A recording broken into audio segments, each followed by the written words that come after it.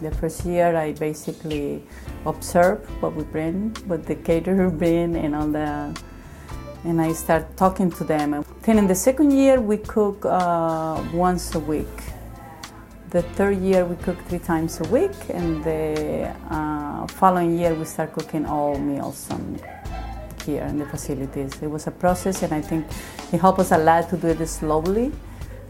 We have to adjust the budget. We have a lot of things to work in, but it has been a great experience. How the adults have taken the change has been the biggest reward to us. So to me, in the sense that when I started introducing new foods, they were like, "Oh, children would eat that at all," and it's like, "Oh, give it some time." And I can see teachers being engaged now and saying, "Oh yeah, they like this."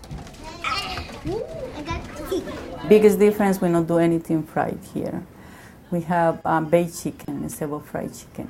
Then we just marinate the chicken and put it in the oven. But mainly it's a very simple food. Since you saw the size of the kitchen, and we cannot produce that, elaborate it, but it's very simple and tasty in the sense that children have access to very fresh fruit and vegetables. And the first challenge was to convince the people that they were working, that they were going to make the same money, but they would have to work harder and cook and all of that. That was the, and in terms of money, my challenge to the organization was that I will provide this food with the same price that we pay the caterer, and it has been done. I actually am strongly against serving chicken nuggets, French fries, fish sticks. The closest I come is I will take a chicken breast, put breadcrumbs on top, and that ensures they get the appropriate amount of protein. Fish sticks, I will take a fish fillet, do the same, breadcrumbs, serve it with maybe a side of ketchup. I do not find it a challenge. I don't know if it's because I've been doing this for a few years and I'm just so used to just put the fillet or the chicken breast on a baking sheet, sprinkle a few breadcrumbs, and pop it in the oven. And it's simple for me to do it that way, I think, because the fillets come in a certain portion size, so I know half of that is going to be either for tots or preschool, depending on their protein requirements. The fact that we serve vegetarians twice a week for all the children is a great thing also. Whole grains against highly processed flours and fresh fruit and vegetables, the introduction of salad bar for the older children, and the introduction of completely new foods to the children. That's a big thing that the kids eat beets now, and they like the quinoa, they say the small rice, for example. And that, but definitely I don't think it's no way to compare, because we were serving, like everybody was serving, chicken nuggets and French fries and hot dogs and pizza, which we not serve any of those here right now. We don't serve potatoes because we have to serve bread also if we serve potatoes. Then white potatoes are very rare to be served here. We do serve a lot of sweet potatoes, and which counts as a vegetables is okay. But when we serve white potatoes, we have to serve bread because it's counted as a vegetable and not as a starch. Then in that sense, I think it's the biggest change, a completely make-up of the menu. In terms of recipes, rice and beans is definitely one of the favorites for everybody, and it's a very simple brown rice, black beans. We have a lot of flavor, they don't need much. We usually serve roasted sweet potatoes with it and salad.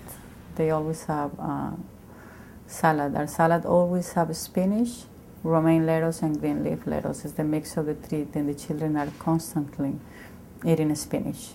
Another thing that we do is that when we make lentils, we put mushrooms and spinach. It's another way to give children some vegetables they don't eat. Squash, we put some squash in the lentils. Also, we serve butternut squash soup with grilled cheese, and they are getting there. Another favorite is chicken noodle soup that we made here. Very simple, but children love it. I have a parent told me last year my child came home and said, "Mom, they serve us chicken noodle soup," and it was delicious. Then we make lasagna, which we don't put ground beef, but we put lentils instead of the ground beef, and children love it. They don't know there's lentils. Like I say, anything with marinara sauce, children will eat it. And cheese, then burritos, enchiladas. I mean, all this stuff the children eat and they love it, and you can do it very healthy. I mean, you use whole wheat tortillas, and you don't put that many spices, and you cook with. I mean, if you grill chicken, they love the fajitas, and it's just grilled chicken with peppers. I mean, the seasoning, like I say, is very, very simple and very basic. Then I think keep it simple. Let the children taste what food tastes like. Chicken should taste like chicken. Beans should taste like beans, Then and the dressings like very low fat, and they give a lot of flavor to and children try it. I mean, I think it's interesting to see how the older children, like when they go to the salad bar, if they don't know what is that, another children will tell them. Like we now have sunflower seeds, and it's the most popular thing in the salad bar. 2 years ago, 90% of the children they know sunflower seeds. They know what it was.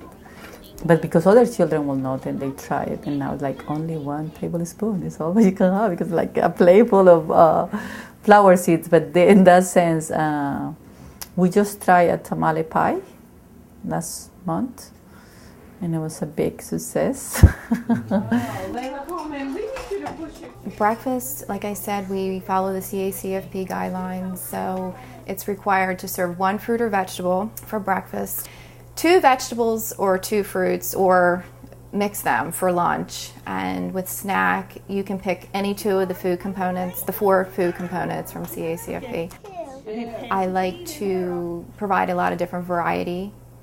In the summer, we have a lot of fresh produce and more seasonal items. Unfortunately, when we get into the winter months, we go back to the frozen and the canned.